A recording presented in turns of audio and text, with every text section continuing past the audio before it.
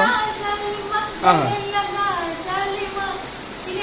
এক্ষুনি তাই চিকেন ডিনারটা আই দেয়া উল্টে যাচ্ছিল পাহাড় গির যা রা থা পাহাড় গির গই hi everyone, welcome back to my mini blog.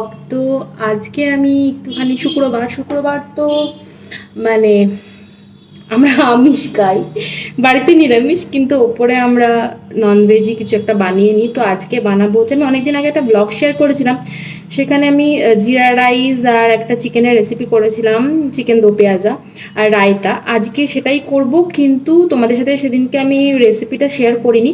আজকে রেসিপি শেয়ার করব, তার সাথে তোমাদের সাথে ব্লগও শেয়ার করছি। তো চলো, আজকে আমি একটু আগেই এলাম, চিকেনটা নিয়ে এসেছি, একটা দইয়ের প্যাকেট নিয়ে এসেছি যেহেতু রায়তা বানাবো। তো চলো রেসিপিটা শেয়ার করা যাক। আর এখানে আমি চালটাকে আগে ভিজিয়ে রেখেছিলাম, আমি রাইস কুকারে করব আজকে। আর তার আগে একটু প্রিপারেশন করে নিচ্ছি, মাংসটা ম্যারিনেট করে নিচ্ছি। তো মাংসটা ভালোভাবে ধুয়ে জাস্ট আমি এখানে জিরে গুঁড়ো, ধনে গুঁড়ো, হলুদ আর একটুখানি লঙ্কার গুঁড়ো আর আদা রসুনের পেস্ট দিয়ে আমি এটাকে ভালো করে মেখেছি। হ্যাঁ, অবশ্যই ভিনিগার একটু দিয়েছি আর একটু 4টে লঙ্কা দিয়েছি, দিয়ে ভালো করে মেখে এটা আমি 1 ঘন্টার জন্য রেখে দেবো হচ্ছে ফ্রিজে।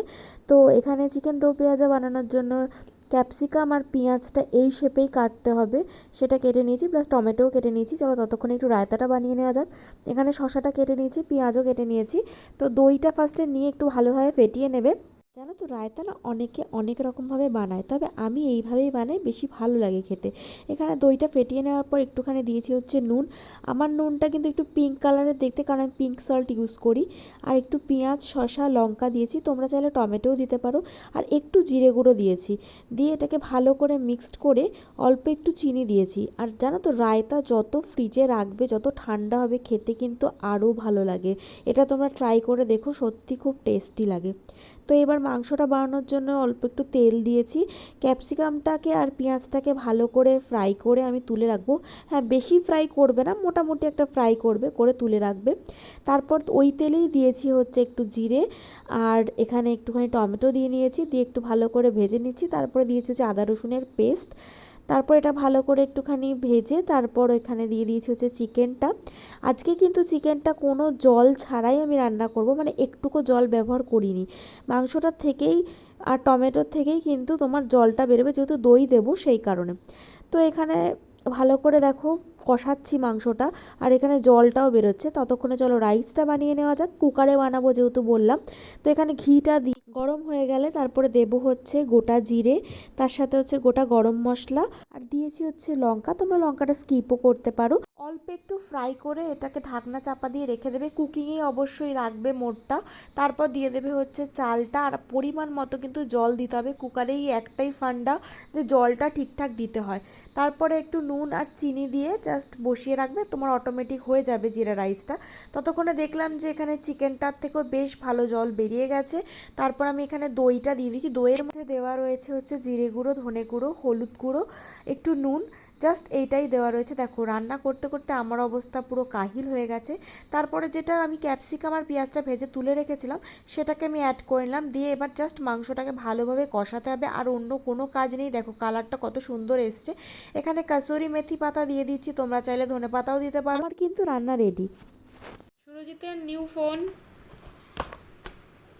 এখানে নেই, কিন্তু সুরজিতের হাতে আছে। দেখাও দেখাও, ঘোরাও পেছন দিকটা, কি দেখতে বস ফোনটা। লাইটটা জ্বালাও, টর্চটা।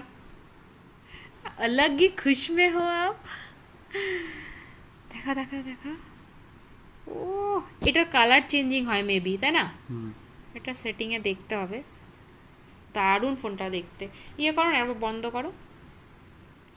Congratulations and celebrations.